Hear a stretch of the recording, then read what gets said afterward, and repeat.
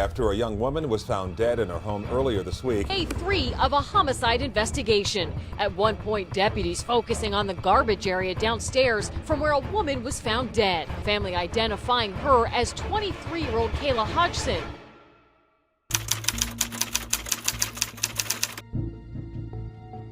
Hey everyone, I'm Teddy from Into the Deep. Today, we will take a look at one of the most heartbreaking murder cases you've ever heard. They say that love is the strongest emotion there is. And in a way, it's kind of true. Because think about it. What other emotion drives people to take certain actions? If you love something and you are incredibly passionate about it, then you'd do just about anything for it.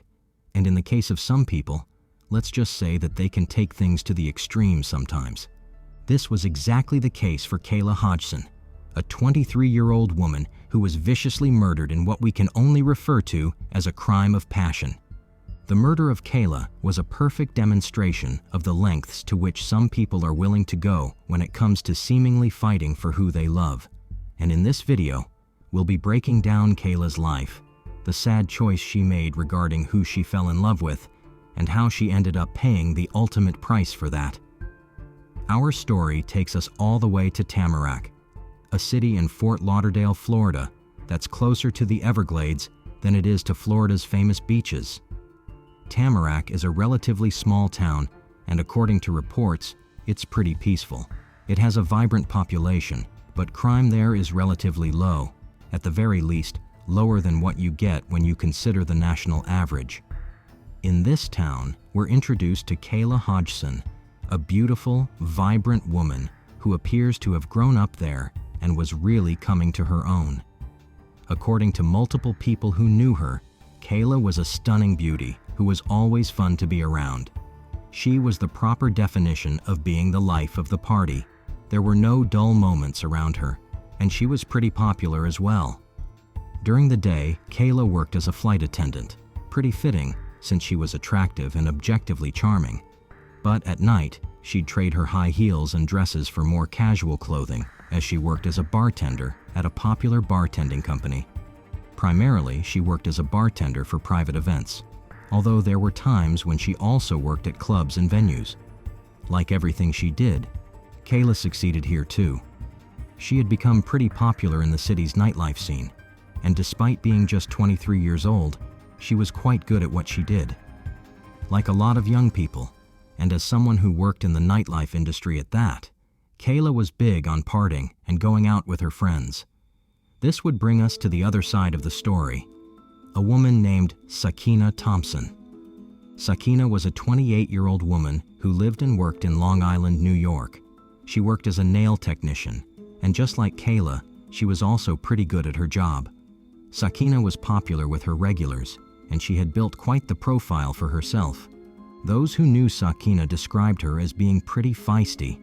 She was never particularly scared of confrontation, and even some of her social media posts clearly showed that. You know that I throw hands, right? You know that I throw hands, right? You know that I throw hands, right? You know that I throw hands, right? Posts like these definitely gave a little bit of an insight into the type of person Sakina was. And while there's nothing wrong about having a bit of a feisty side to you, it'll eventually come into play later on in this video. Now, no one knows actually how Kayla and Sakina met.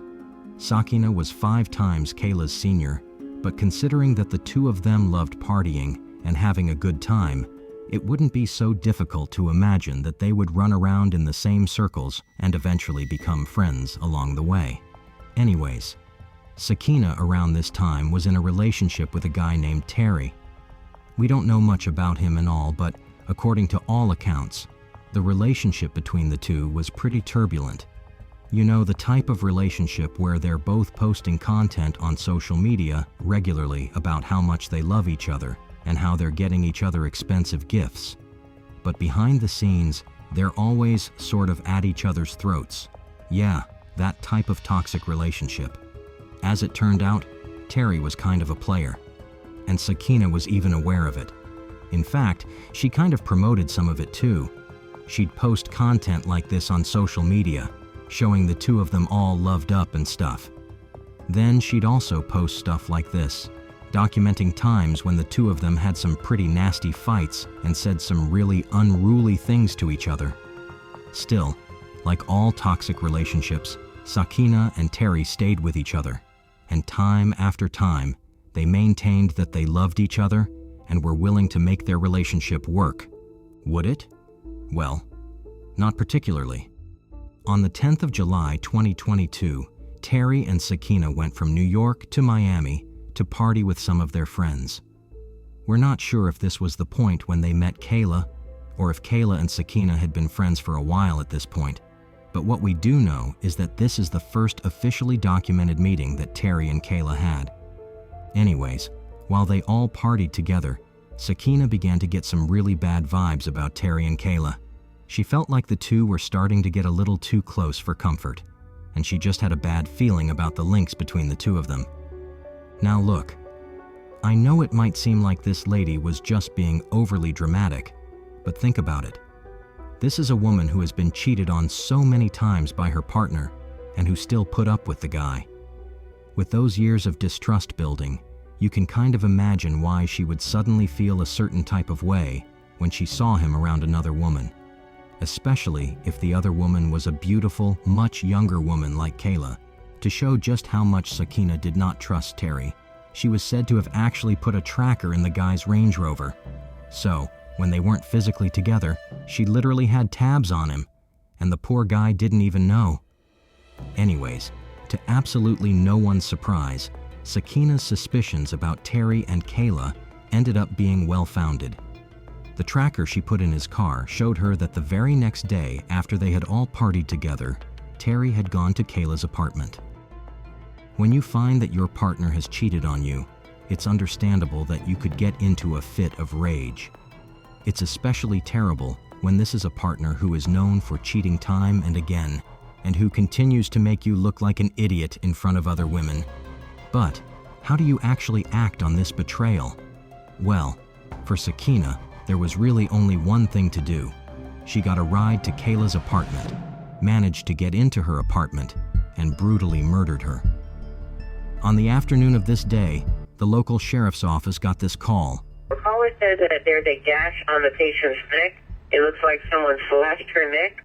A neighbor had found Kayla's unconscious body in her apartment, lying in an incredibly graphic state. According to reports, Kayla's body had multiple stab wounds, as well as a gash that ran through her neck from ear to ear. It was as if the person who murdered her literally spent their sweet time while doing it. No rush, just uncontrolled and targeted rage. Eventually, the neighbor put a call through to emergency services in a state of panic. But, despite the valiant efforts of the health workers, there was no saving Kayla.